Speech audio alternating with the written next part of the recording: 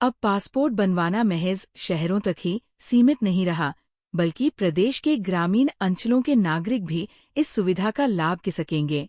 प्रदेश के आम नागरिकों को तेज, पारदर्शी एवं सुविधाजनक पासपोर्ट सेवा प्रदान करने की पहल करते हुए विदेश मंत्रालय, भारत सरकार द्वारा मोबाइल पासपोर्ट सुविधा की शुरुआत की है। इसी तारतम्य में राजधानी भोपाल स्थित क्षेत्रीय पासपोर्ट कार्यालय में क्षेत्रीय अधिकारी द्वारा शीतांशु चौरसिया द्वारा नवीन मोबाइल पासपोर्ट वैन का अनावरण किया गया, जिसका उद्देश्य वेबसाइट रजिस्ट्रेशन के माध्यम से सरल व सुगम प्रक्रिया के साथ दुर्गम इलाके के नागरिकों को पासपोर्ट सुविधा का लाभ पहुंचाना है। मीडिया से चर्चा के दौरान क्षेत्रीय पासपोर्ट अधिकारी शीतांशु चौरसिया ने बताया कि ये चलित वैन पूरी तरह पासपोर्ट सेवा केंद्र की तरह काम करेगी। सर्व सुविधा से लैस इस वैन में biometric registration, document scanning, photo capture और वेरिफिकेशन की सुविधा है। इससे आम नागरिक का समय, पैसे और यात्रा में होने वाली किसी भी असुविधा से बचा जा सकता है। इसके साथ ही प्रचार वाहन के आने से पहले प्रचार प्रसार कर सभी को सूचित किया जाएगा।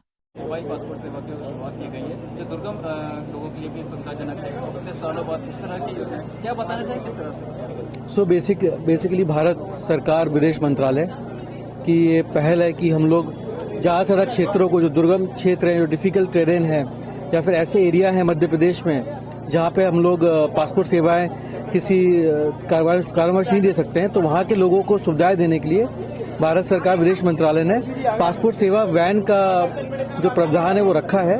तो अब हमारे मध्य प्रदेश के सुदूर इलाके और ऐसे इलाके भी जहाँ पे हमारी रिक्वायरमेंट ज़्यादा है वो भी हम उससे कनेक्ट कर सकते हैं।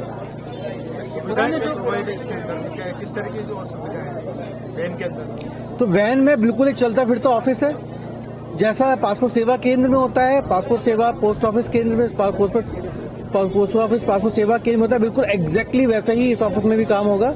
इसमें 2 काउंटर बनाए गए हैं, काउंटर ए, काउंटर बी। काउंटर ए जो बनाया गया है उसमें जो भी एप्लीकेंट होंगे उनका बायोमेट्रिक लिया जाएगा, उनका चेहरा फोटो खींची जाएगी, उनके डॉक्यूमेंट सारे स्कैन करके अपलोड किए जाएंगे। और बगल में जो काउंटर बी है उसमें उसके वेरिफिकेशन भी की जाएगी। तो ये एक संपूर्ण ऑफिस है, जो एक चलता हुआ ऑफिस है और जो सुविधा पूरे मध्य प्रदेश में देगा। दूसरी सबसे इम्पोर्टेंट चीज ये है कि इसका अप्लाई करने का तरीका भी सेम है। हमारी वेबसाइट में जैसे बाकी ऑफिस में एप्लीकेशन हम लोग देते हैं, सेम इसमें भी जो भी एप्लीकेंट होगा उसको पहले ही हम लोग प्रचार प्रसार से बता देंगे कि इस क्षेत्र में पासपोर्ट वैन इस ड्यूरेशन में रहेगी। तो बेसिकली उसमें एक एड्रेस हम फिक्स कर देंगे। जैसे मान लीजिए जैसे कि राजगढ़ है, राजगढ़ में भी कोई पासपोर्ट सेवा केंद्र नहीं है, तो वहाँ पे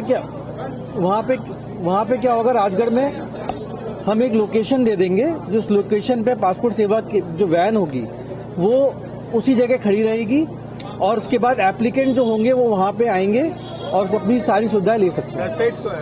वेबसाइट पे इसकी जानकारी रहेगी, वेबसाइट पे इसके अपॉइंटमेंट रिलीज किए जाएंगे, एप्लीकेंट को अप्लाई करना पड़ेगा।